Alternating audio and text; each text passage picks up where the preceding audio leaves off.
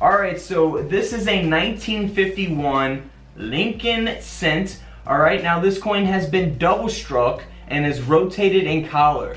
You can see that it's not in the best condition. It is graded by NGC at an extra fine 45, but we see that double strike here taking place on the coin.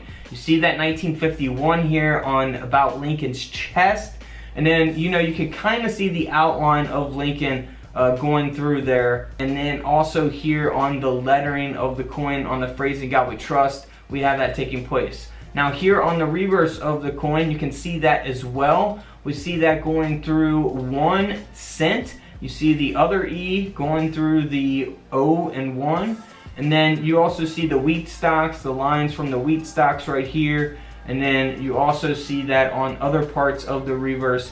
That's double strike taking place. So the design is double struck and then it is rotated. So you kind of see how it's turned.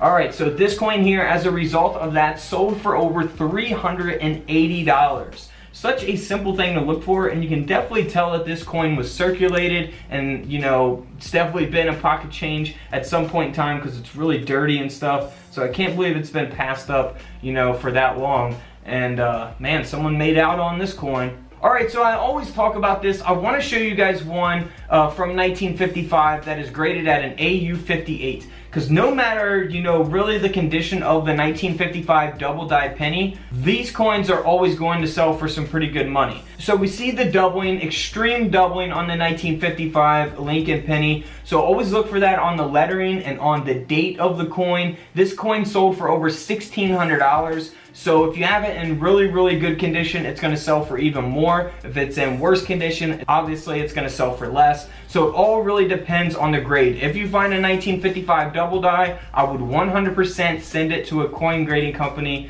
to have it authenticated. Now here is a 1957 D mint mark. Now this is pretty cool. This is a peeled lamination error taking place here on the obverse, the front of the coin. And you can look for this on a lot of different coins. Lamination errors happen on many different coins. So not just, the 1957 penny, but there's tons of, different types of looking laminations out there. So always be on the lookout for strange things like this, because this coin sold for over $110. Not too bad for a 1 cent coin. All right, next up for this Lincoln penny, this is a 1957 wheat penny. And it's been double struck and rotated in collar, similar to the first coin that we looked at. But this one is really difficult to, notice unless you're really probably looking at it underneath a microscope or so. So you can see that there going through the eye, the head of Lincoln, and then on the lettering. And then we also see the lines going through Lincoln's chest there and side shoulder up to his neck. So that is taking place. You can see that this coin has definitely been circulated as well, and this coin sold for over $240. Not too bad there. Moving on to a 1964 double die reverse. Now this coin looks pretty normal. It is graded at a red brown, a mint state 64 red brown. So there's red, brown, and brown pennies. I have a whole video explaining that on my channel, the difference of those. And here's some images of doubling on a 1964 penny, so you can kind of see examples of what that doubling looks like. And as a result of that double die reverse, this penny here sold for over $65. So nothing too crazy, but still a $65 coin. Alright, now the famous 1969 Lincoln cent. Alright, now this coin is graded at an AU 53, and it's got that double die obverse. It looks like it's in terrible condition, right? But this penny sold for over $12,000. So always look for that doubling on the lettering and the date. Same as the 1955. Those are super, super rare coins. The 1969 S double die and the 1955 double die. So man, always be on the lookout for those. Those are gonna sell no matter what. And like I say, in better condition, it can even sell for more money. Alright, so next up is a 1971 Denver minted Lincoln penny. Now we see here on one side, it looks pretty normal, not too much that you would think of. And this has a reverse brockage. We see here on the other side that there's no reverse design. We have the front, the obverse design here, backwards on this coin. And this coin sold for over $2,200, a $2,200 penny. Now here's another 1971 Lincoln cent. Now this one has a double die obverse. So here is some examples of doubling taking place on the 1971 penny. So you always want to look for that doubling on your coins with your USB coin microscopes. I have those available on couchcollectibles.com, by the way. This coin here is graded at a mint state 63 red brown. And this penny sold for over $180.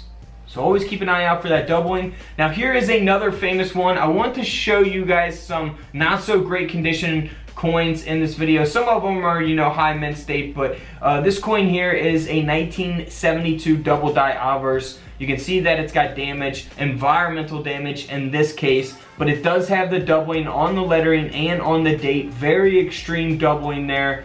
Because of that, this coin sold for over $180, even in that condition.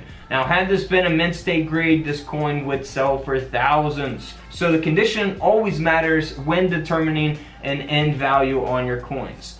Now, here is the 1976 Lincoln cent. Now this one here is pretty cool. You can look for this on just about any type of coinage really. It's an obverse die break error taking place. We see that big large cut there above Lincoln's head.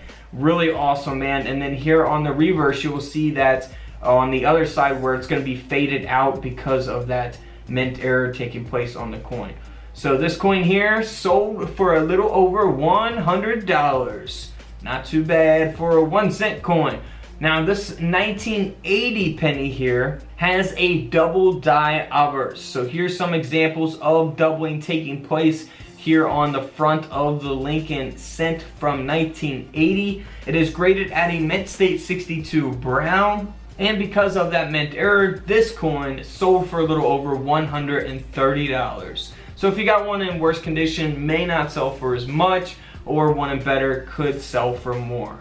Now here's a 1982, love talking about the 1982 pennies, but in this case it is a indent error taking place here on the front of the coin. So pretty noticeable, you know, don't need to really explain much on that one. You don't see nothing here on the reverse. This coin sold for over $75. Now here is a 1983 Lincoln cent. And it is graded at a mint state 62 red brown, and it's got a double die reverse. So here are some examples of doubling taking place on the reverse of the 1983 Lincoln cent. So always look for the doubling there on the back of the coin. And because of that doubling, this coin sold for a little over $100 as well. You know, had it been a high mint state grade, you know, it would have sold for much more money. Here is a 1990 D mint mark. Now this is one of my favorite type of coins. Boy, would I love to come across something like this, because this penny sold for over $5,000. Looks perfectly normal, right? You see here on the front, you know, looks pretty normal. After 1982, they stopped making pennies that weighed 3.1 grams on copper planchets. This is 1990, so somehow a 1990 penny was struck on a copper planchet pre-1983. So if you find a 1990 that weighs 3.1 grams or any other penny past 1982, you might be in for some good money, because like I said, $5,000 for this coin. It is supposed to weigh 2.5 grams or in that area, because they are zinc pennies at this point in time. Alright, so let's move on to the next coin. This is a 1995 Lincoln cent. Looks, you know, kind of damaged on the front, but that is a result of a strike-through error taking place on this coin. So really awesome type of error. You see here on the reverse, nothing really going on. This coin sold for over $130. Alright guys, you know what to do. Don't forget to subscribe in the middle. Check out the videos to the left of me. And until tomorrow, I will see you guys in the comment section below. This is Couch Collectibles, and this is where I disappear.